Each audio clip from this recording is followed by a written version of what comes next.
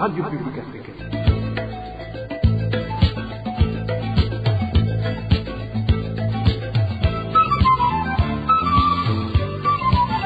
Radio Publique Africaine.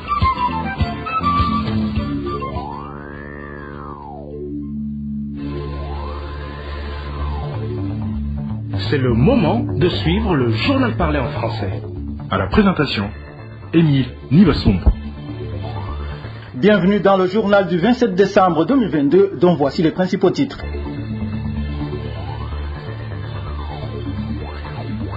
Le président de la République ferait mieux d'annoncer à la population la somme d'argent remise et les noms de ceux qui l'avaient volé. Faustin Ndikoumana réagit aux déclarations d'Évariste Ndayishimiye. Vous allez le suivre au début du journal. Des escargots ravageurs des champs continuent à gagner du terrain dans les communes riveraines du lac Tanganyika. Les détails à suivre également tout à l'heure. À la fin du journal, ce sera le moment de la rétrospective et de la vie politique du pays au cours de l'année en cours. Dans un instant, le développement des titres.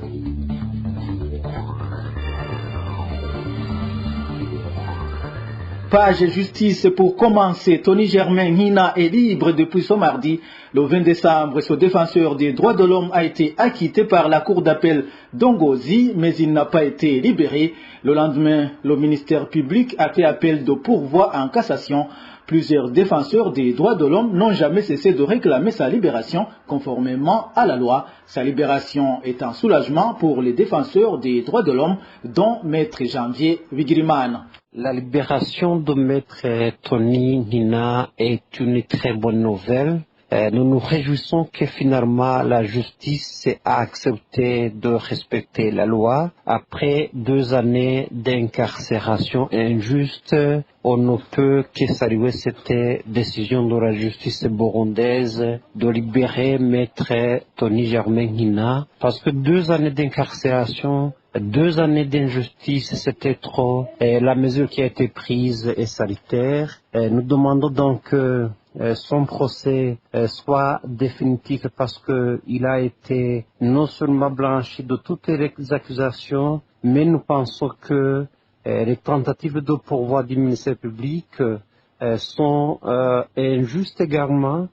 Parce qu'ils savent très bien qu'il a été arrêté et détenu parce qu'il était un défenseur des droits humains. Donc, cette situation d'incarcération, d'emprisonnement, de procès injuste à l'égard des défenseurs des droits humains, tout comme à l'égard des opposants, devrait cesser parce que la justice n'est pas un outil de répression contre les opposants au régime, mais plutôt c'est un gardien des droits et libertés des citoyens, comme le prévoit l'article 60 de la Constitution. Donc nous saluons cette décision, mais nous demandons aussi que d'autres citoyens qui sont dans la même situation que M. Tony Hina puissent être libérés et que la justice soit faite à tous les citoyens et qu'il n'y ait pas des violations, des incarcérations qui ne respectent pas la loi, notamment en ce qui concerne les opposants et les défenseurs des droits humains, parce qu'ils ne sont pas des ennemis du pays, ils sont également au service du pays, ils devraient être respectés, protégés conformément aux lois du Burundi. Je vous le disais dans les titres, le flou plane toujours sur des fonds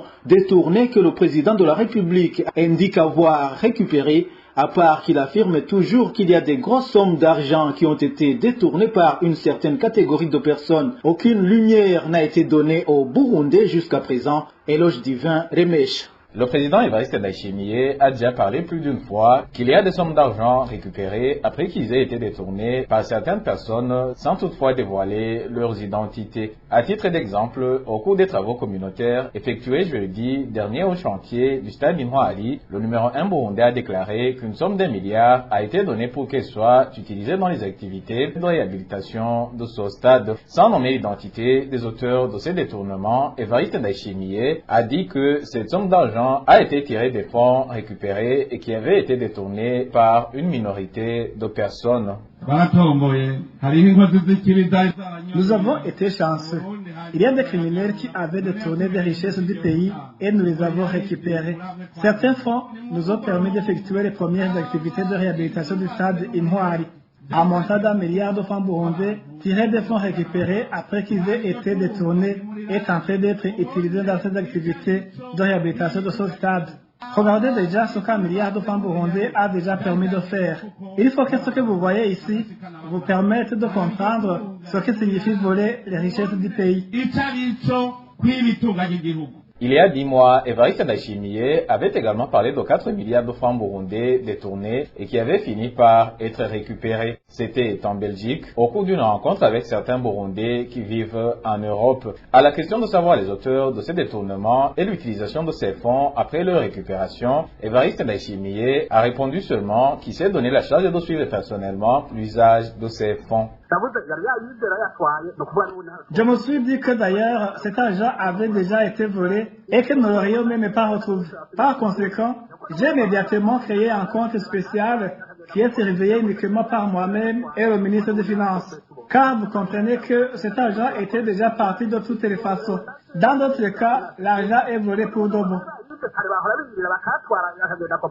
La loi budgétaire exercice 2022-2023 montre dans la rubrique dénommée recettes exceptionnelles que les recettes tirées du recouvrement des fonds détournés et malversations sont estimées seulement à 3 milliards de francs burundais. Selon des observateurs avisés, des zones d'ombre sur ces sommes d'argent vont persister, d'autant plus que l'identité de ce groupe d'individus auteurs de détournement n'est jamais dévoilée. La rédaction de la RPA a essayé de joindre Alain Diomède Nzeyimana, porte-parole du président de la République, pour tenter d'obtenir des éclaircissements, mais sans succès. Le président de la République ferait plutôt mieux d'annoncer à la population les noms de ceux qui ont remis cet argent et indiquer combien ils avaient volé. Réaction de Faustin Ndikoumana, président de l'association Parole et Action pour le réveil des consciences et l'évolution des mentalités par SEM. Faustin Ndikoumana trouve que les actions de lutte contre la corruption semblent concerner uniquement les administratifs communaux. La lutte contre la corruption maintenant est devenue énigmatique parce que dire qu'il y a eu remboursement des milliards, et sommes a été remboursé par qui? Pourquoi n'a-t-il pas été identifié? Pourquoi n'a-t-il pas été puni? Au moins une sanction administrative, et il faut des dossiers, il faut un dossier pénal pour chaque cas. Ils avaient volé combien? Ils remboursent combien? Il y a d'opacité. J'imagine que il n'y a pas de cohérence. Quand on constate qu'un administrateur qui sera coupable de détournement de tôles, de sacs de riz ou de ciment ou de quoi, il est immédiatement mis au cachot. Mais les autres qui détournent des milliards continuent à se rappeler douce dans les fonctions.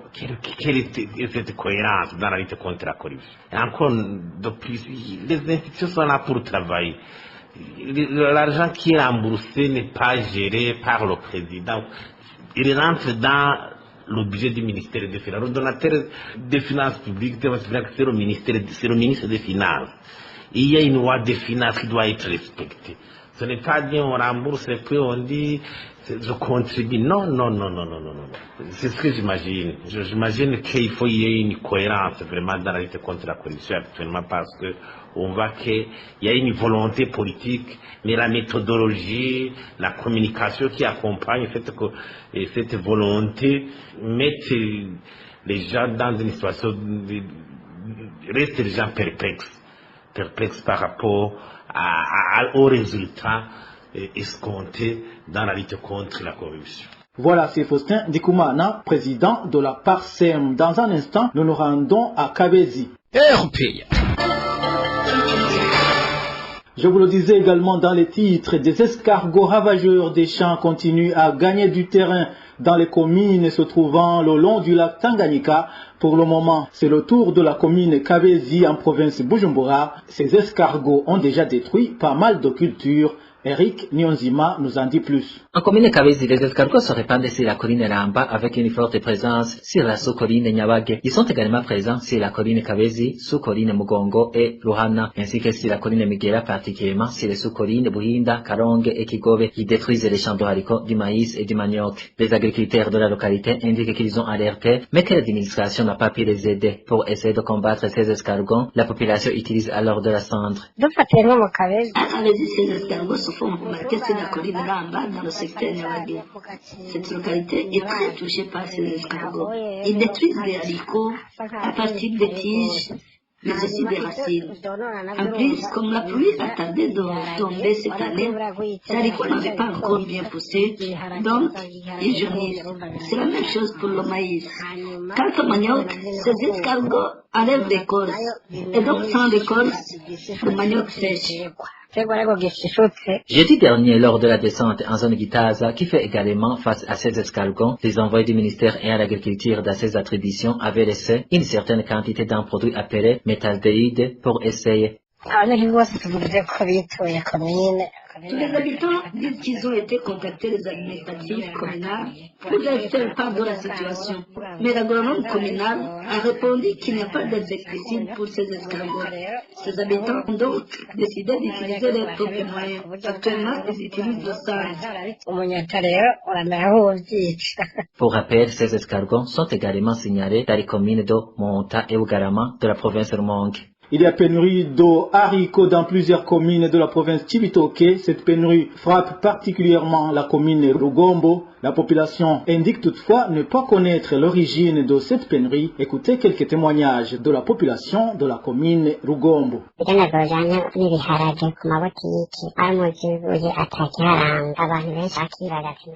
Les haricots sont devenus très rares. On n'en trouve pas dans les boutiques. C'est l'une des rares qui sont les plus consommées dans les familles. On en mange avec des patates douces, on en mange avec du riz. Mais aujourd'hui, ce n'est plus le cas. On se demande comment on pourra vivre sans haricots. Hier, il y en a qui sont allés en chercher à Mabaï, mais ils n'en ont pas trouvé. À Nyeshenza, il n'y en avait pas aussi. On se demande alors si chaque commune devra être autonome.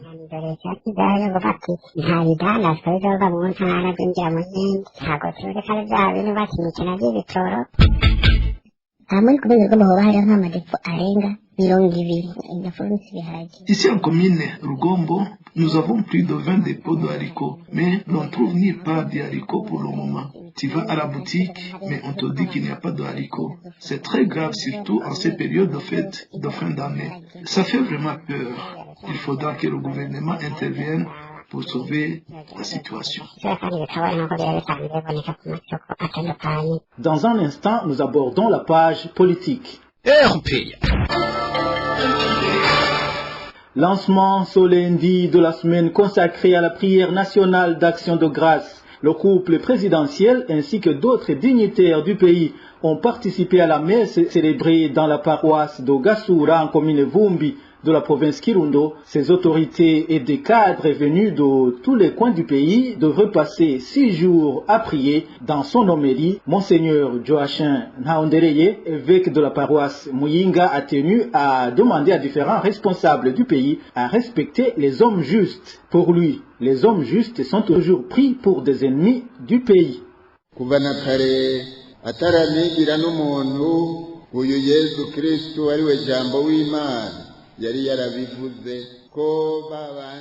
Depuis longtemps, avant même qu'il ne vienne sur terre, Jésus l'avait dit que ceux qui veulent se méconduire, comme s'ils n'avaient pas été créés par Dieu et qui donc vivent dans la criminalité, cela ne tolère pas voir des hommes justes. Le livre de la sagesse nous présente ces hommes comme ceux qui disent que la vie est éphémère et pénible.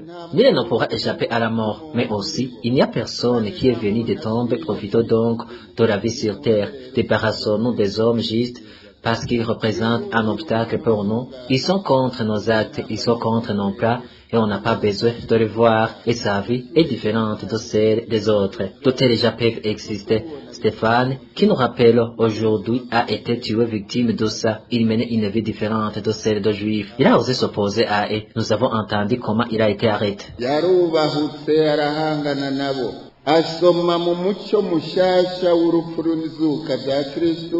ijambo ry'Imana nabo nyene bari basanzwe basoma mu bundi buryo arubahuka nabo twumvise ingene bamufashe mumbabarire cyubahiro ko ku munsi nk'uyu kugurura umugirwa w'igihugu wo gukengurukira Imana ndiko ndavuga iby'uruhabo. Vous voudriez m'excuser, monsieur le président, d'amener un sujet concernant la haine et des assassinats. Qui guette d'hommes justes? J'ai été dicté par la parole de Dieu parce que ça coïncide avec la fête de Saint Stéphane. Et cela, je ne le dis pas seulement pour les diriger, je le dis aussi pour les dirigeants.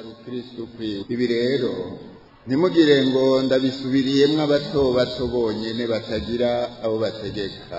Erega burya nta mukuru abura mukuru we. Ni ukuvuga rero ko n'ufise abategeka aramutse abaye intungane nk'uko Imana y'ukuri twamenyeshejwe na Yezu Kristo ibyifuza, birashoboka ko yinubwa agategwa imitego no gushengezwa agashengezwa, bidashobotse naho akangirizwa mu bundi buryo. La question en rapport avec les groupes rebelles présents sur le sol congolais semble susciter des divergences au sein des autorités de la région au moment où le facilitateur Uhuru Kenyatta a récemment exhorté les gouvernements de la communauté est-africaine à négocier avec les groupes armés. Le président ougandais Yoweri Kaguta Museveni, lui, estime qu'il faut plutôt chasser ces groupes armés. Le point avec Danny Claire, il la trouve. Les milices étrangères basées au Congo, comme les ADF de l'Ouganda, les FDLR du Rwanda et les Red Tabara du Burundi, ne se repatrieront pas pacifiquement, nous les forcerons, a mortellé le président Yoweri Kaguta Museveni au cours d'une conférence de presse animée ce 23 décembre. Selon le président ougandais, ces groupes armés ne répondront pas à l'appel lancé par le sommet de Luanda de déposer les armes et de se repatrier dans leur pays d'origine. Il y a moins d'un mois, le facilitateur dont Uhuru Kenyatta avait invité la communauté est-africaine de persuader les gouvernements à amorcer des dialogues avec les groupes armés.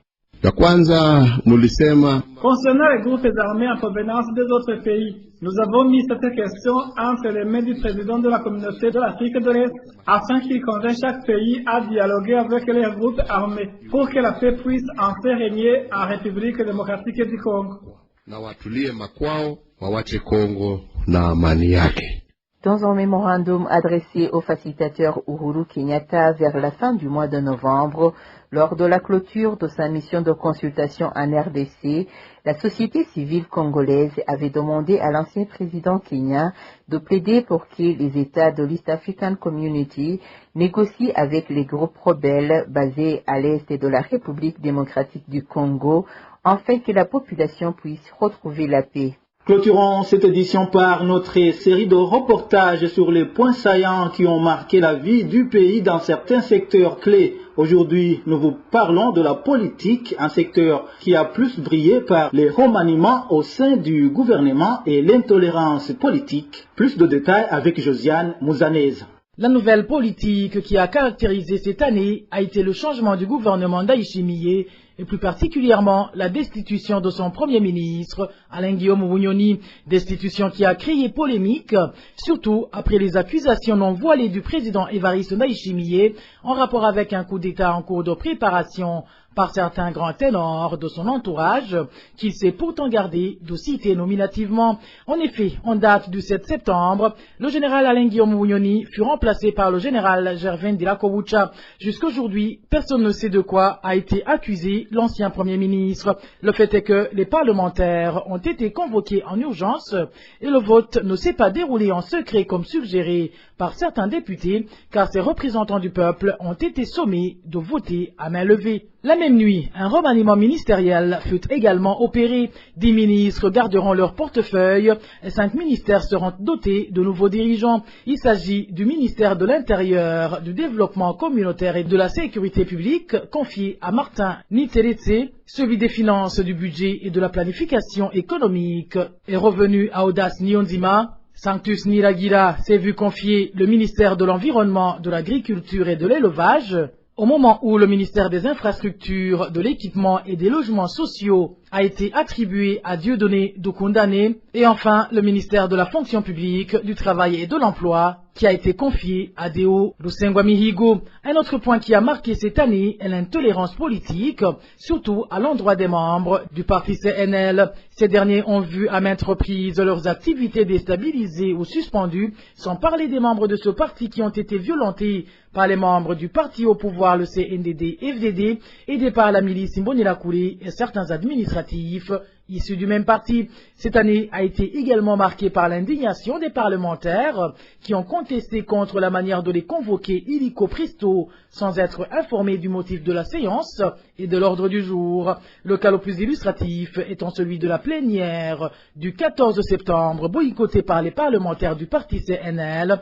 laquelle séance avait pour objet le vote des parlementaires qui allaient représenter le Burundi au sein de l'Assemblée législative de la communauté est-africaine et à la en sigle. Voilà, c'est par ici que nous mettons un point final au journal du 27 décembre 2022. Merci à vous tous qui nous avez suivis. À la présentation, c'était Émile Niwasumba. Au revoir.